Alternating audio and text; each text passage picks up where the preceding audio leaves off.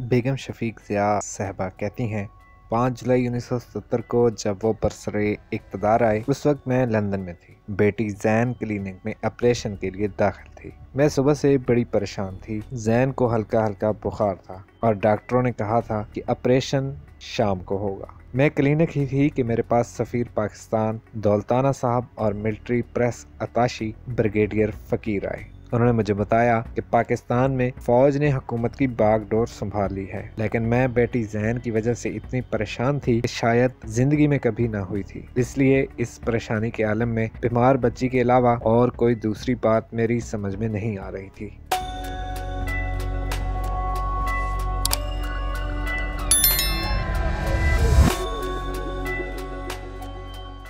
बहरहाल दूसरे दिन जैन के अब्बू का फ़ोन आया तो तस्दीक हो गई कि भुट्टो साहब की हुकूमत ख़त्म हो गई। बरसरे इक़्तिदार आने के बाद भी उनके मिजाज में कोई तब्दीली ना आई, बल्कि पहले से ज़्यादा सब्र और तहम्मुल का मुज़ाहरा करने लगे। हाँ, फ़र्क आया तो सिर्फ ये कि पहले वो बच्चों को शाम के वक्त या उससे पहले वक्त दिया करते थे, लेकिन हुकूमती जिम्मेदारियाँ संभालने के बाद वो बच्चों को रात को वक्त देने लगे। घरेलू मामलात में मशवरा पहले की तरह जारी रहा। हम दोनों मियाँ बीवी के बाहमी मशवरों ही से बच्चों की शादियां तय पाईं। 14 अगस्त 1988 की सुबह वो अपने मामूल के मुताबिक नमाज के वक्त उठे और नमाज पढ़कर कुरान पाक की तिलावत की। उसके बाद आकर नहाए, नाश्ता किया और फिर ऐवान सदर चले गए, क्योंकि वहाँ परचम कुशाई की तकरीब थी। वहाँ से फारिग होकर सीधे स्काउट्स की तकरीब में चले गए। वापस आए तो हशाश बशाश थे, हर रोज की तरह बिल्कुल नॉर्मल थे। उस दिन लोग उन्हें सारा दिन मिलने के लिए आते रहे। रात को उन्होंने टीवी की खबरों के बाद हमारे साथ खाना खाया। वो पहले खबरें सुनते थे, फिर खाना खाते थे।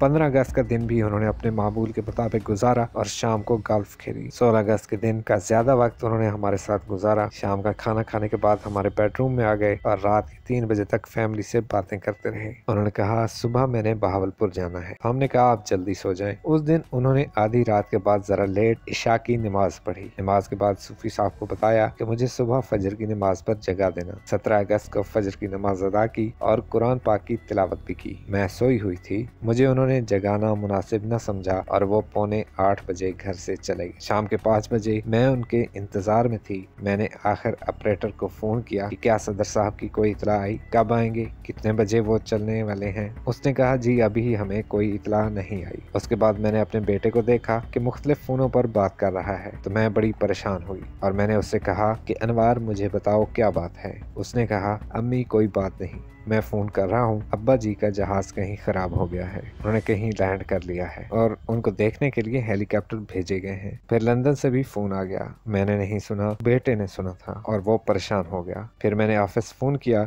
मैंने कहा, मुझे बताओ क्या बात है। उन्होंने भी यही कहा, अभी हम कुछ कह नहीं सकते। इस तरह करते करते 6:45 या 7:30 के करीब उन्होंने बताया कि सदर साहब का जहाज़ क्रैश हो गया है। वह मुहर्रम के महीने में पैदा हुए और उसी महीने में अपने खालिक व मालिक से जा मिले। इन्ना लिल्लाह व इन्ना इलैहि राजिऊन।